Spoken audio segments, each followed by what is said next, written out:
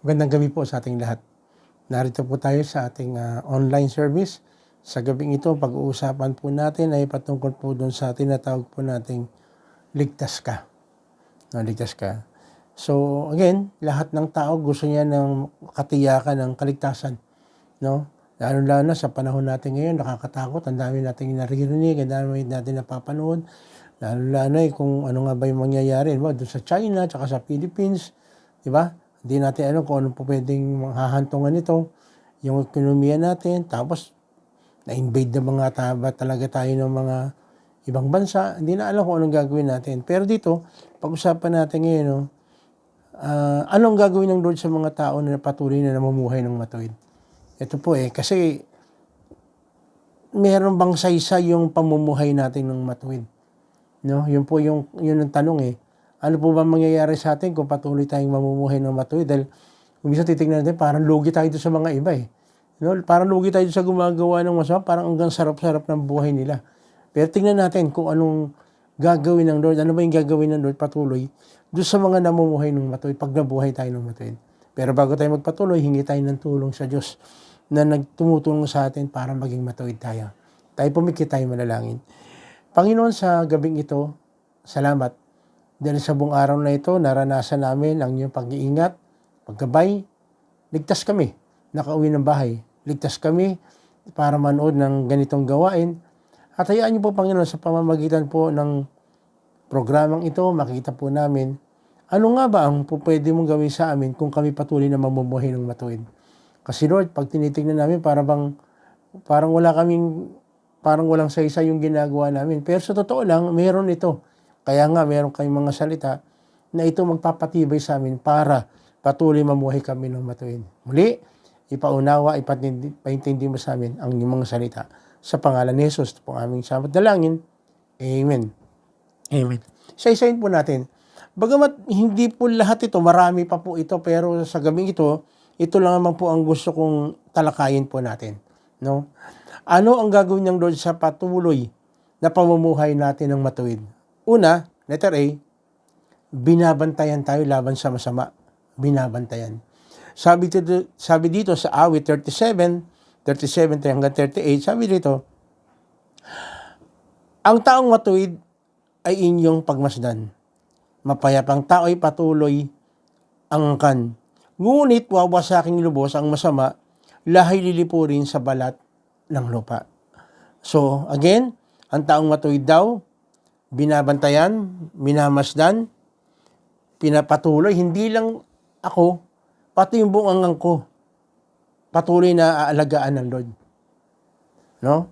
Kaya, masabi natin, mapalad tayo dahil meron tayong Diyos na yung justice niya nandun pagpatuloy tayong namuhay. At ito naman ang gagawin niya doon sa verse 38, ang gagawin niya doon sa mga tao na hindi namumuhay ng matuwid. Sabi niya rito sa verse 38, ngunit wawasaking lubos ang masama, lahi lilipunin sa balat ng lupa. So, kung tayo, yung angkan natin, patuloy na iingatan, yung mga masama daw, tuluyang wawasakin. No? Pati yung kanilang mga lahi. At sabi po rito sa awit 18:25, tapat ka o Diyos sa mga tapat sa iyo at napakabuti mo sa mabubuting tao. Again, ang katapatan ng Diyos mararanasan lang nung mga taong nagtatapat sa Kanya. No, ganun naman po kasimple yun Di ba? Maski nga sa buhay ninyo mag-asawa, pag tapat ka sa asawa mo, magiging tapat din siya sa iyo. Ganun lang po yan, vice versa. Lalo na kay Lord. Actually, sa totoo lang, kahit nga hindi tayo tapat, si Lord tapat pa rin sa atin Di ba? Hindi niyo ba napansin? Kahit hindi ka nakapagbasa ng kanyang salita, kahit hindi ka nanalangin, marami kang nagawang pagkakamali, still, ang Lord gumagawa at kumikilos pa rin sa buhay natin. Yung kanyang katapatan, patuloy natin nararanasan. Pangalawa, nagagawin ng Diyos, no, sa mga tao na talagang patuloy na mamuhay ng matuwid. No? Sabi dito sa sa letter B, ililigtas daw sa nanliligalig. No? Awit 37:39.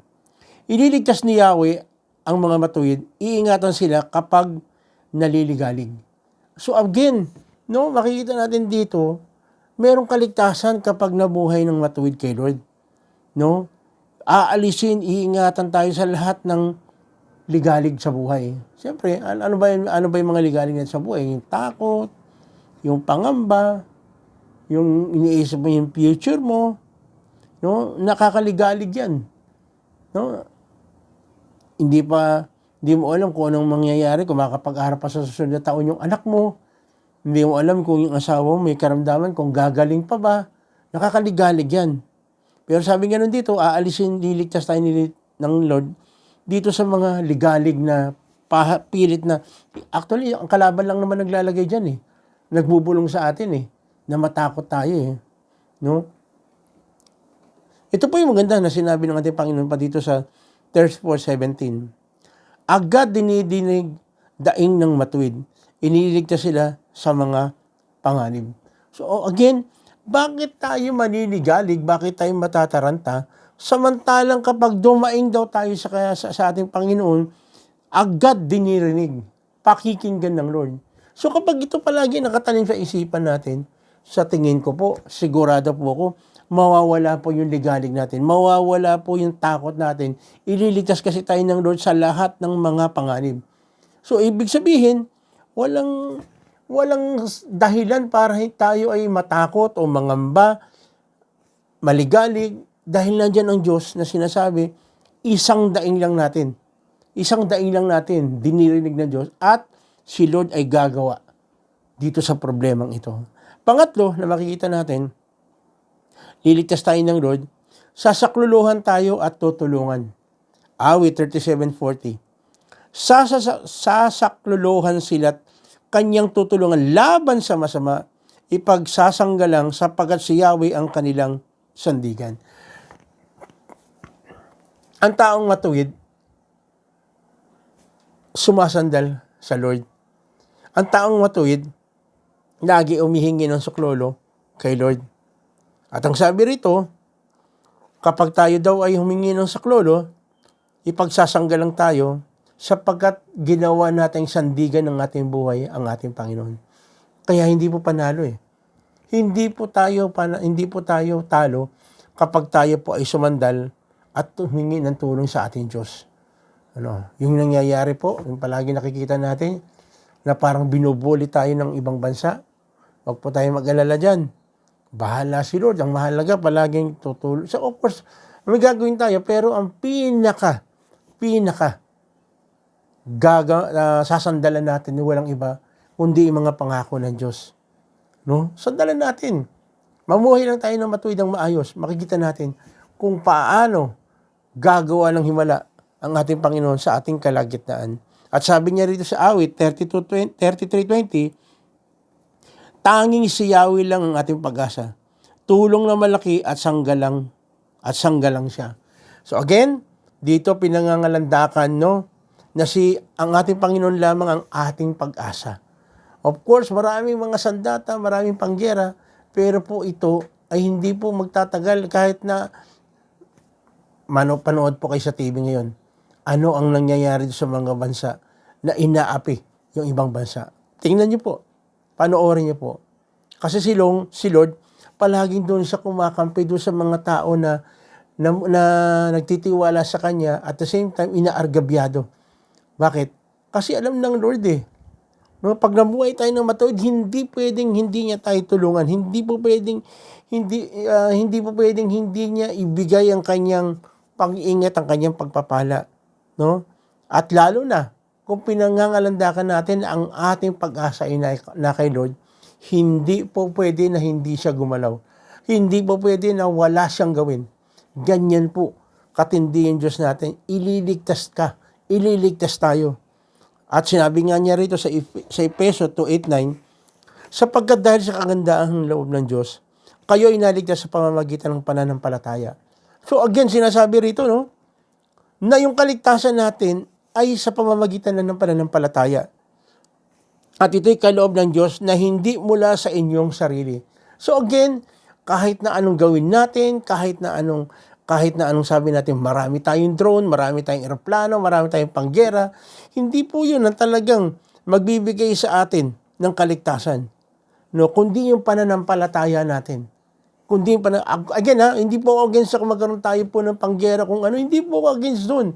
Kaya lang, huwag nating isipin na yun ang tanging pag-asa natin. Huwag nating isipin yung naksukdulan na pwede nating sandalan yung mga gamit na yun. Sapagkat makikita naman natin pag nanonood po tayo ng TV, yung mga maraming mga armas, maraming mga sandata, ano ang nangyari sa kanila. Panoorin niyo po. Hindi na po ako magbabanggit sa inyo, panoorin niyo na lang. Yung mga bansa na sinusupil o kinakawawa yung maliliit na bansa, kinakayan-kayanan, ano nangyari sa kanila. Bakit?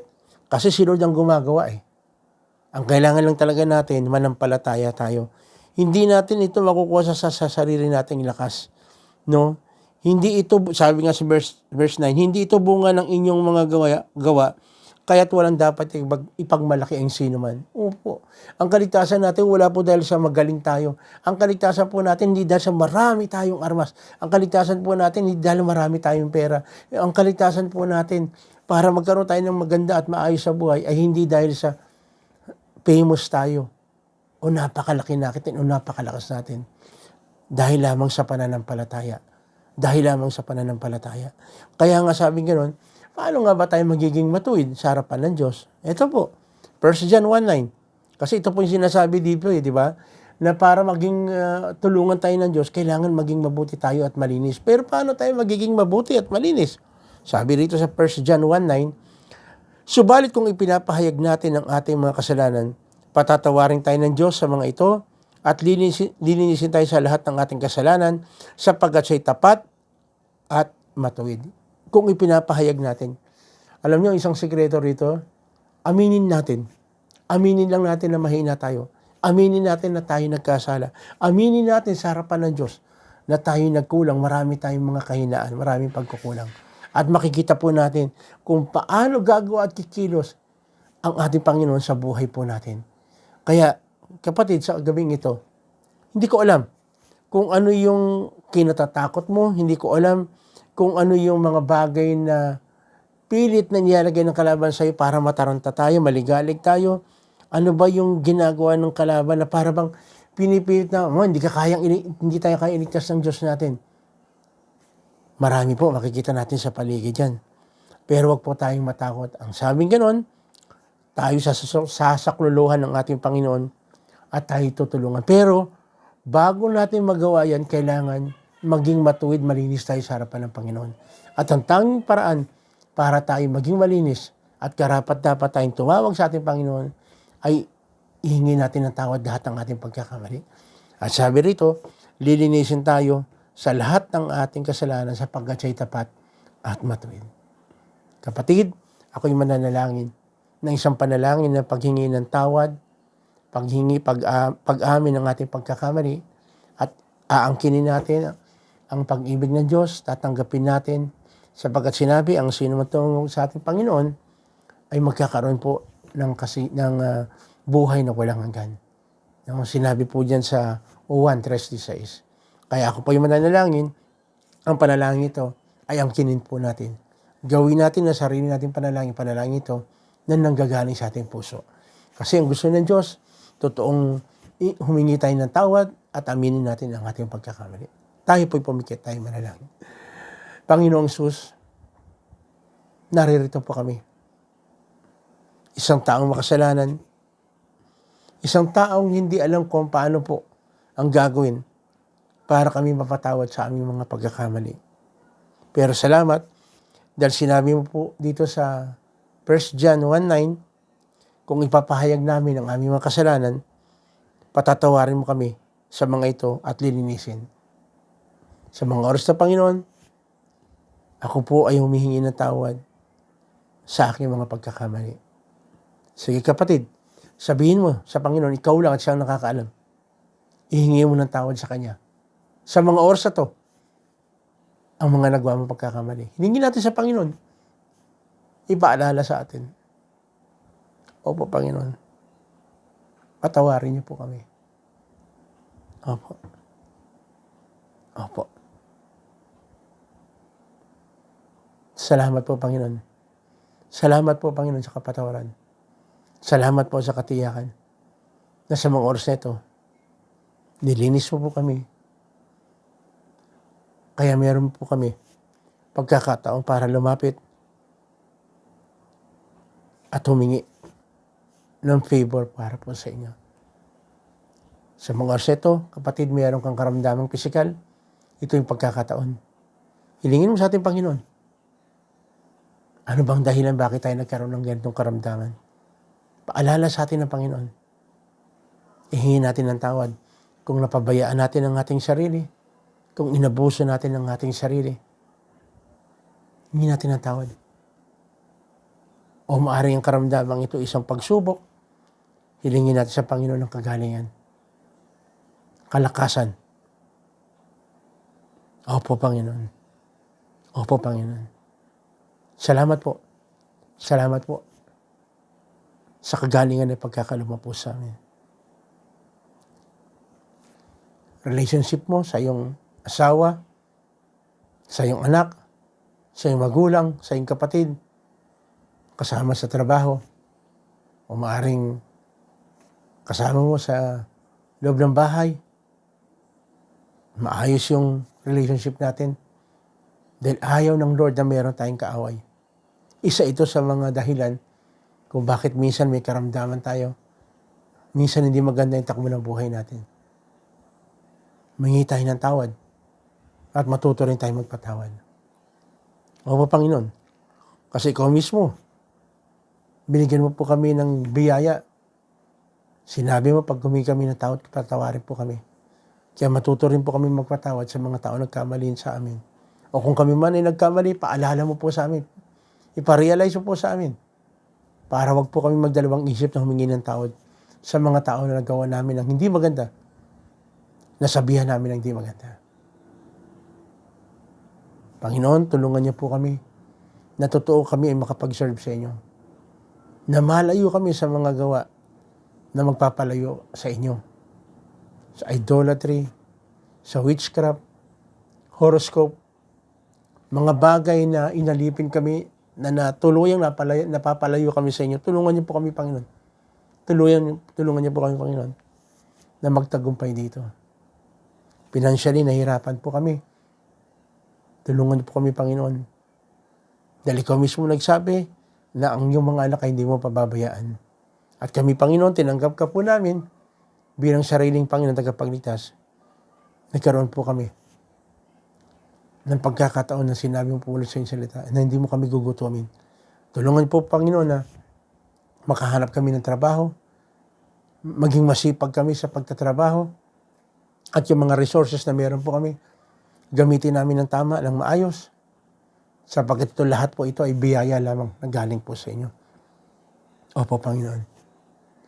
Panginoon, salamat din sa aming kapatid, nagdiriwang ng karawan, ng anniversary. Salamat. Dinugtungan mo buhay ng bawat isa. Dinugtungan mo pagsasama ng mag-asawa. Lord, pagpalain mo po ang bansang Pilipinas. Magmula sa aming presidente hanggang sa pinakamababang nanunungkulan, lokal, national, na magampanan nila kanilang tungkulin na may takot po sa inyo. Lalo na po, Lord, ang gulo-gulo pag manonood po ng TV, hearing sa Senado, hearing sa Kongreso, away-away. Lord, isa ito sa mga kinatatakot namin. Pero salamat, dahil binibigyan mo po kami ng kapayapaan. Ang kailangan lang talaga, Panginoon, magtiwala kami sa iyo. Mamuhay pa rin kami ng matuwid kahit na anong mangyari. Kasi ikaw lang ang tanging pag-asa namin. Ikaw lang ang pwede mag-ayos ng buhay po namin. Yes, Lord. Yes, Lord. Salamat po ng Panginoon. Tulungan niyo rin, Panginoon, yung mga bansa na pilit na nangaagaw ng mga lupa o ng karagatan na hindi kanila. Kayo po, Panginoon, magbigay ng liwanag sa kanila. At kung ano may nangyayari na disaster sa kanila, ma-realize, makita po nila, ma-evaluate po nila na ito ay gawa mo na, parusa mo ito. Ma-realize sila na kailangan bumalik po sila sa inyo. Magsisi po sila. Salamat po. Salamat po. Panginoon, sa gabing ito, ngayon pa lang, nagpapurit, nagpapasalamat na po kami. Dahil alam po namin, ang lahat ng aming hiniling nilapit sa inyo, gagawin po ninyo kasi gusto po ninyo na kami iligtas sa lahat ng aspeto ng buhay po namin. Kaya muli, ang papuri pa sa salamat, binibigay po namin sa iyo. Kung aming salamat na lang sa pangalan ni Jesus. Amen. Amen.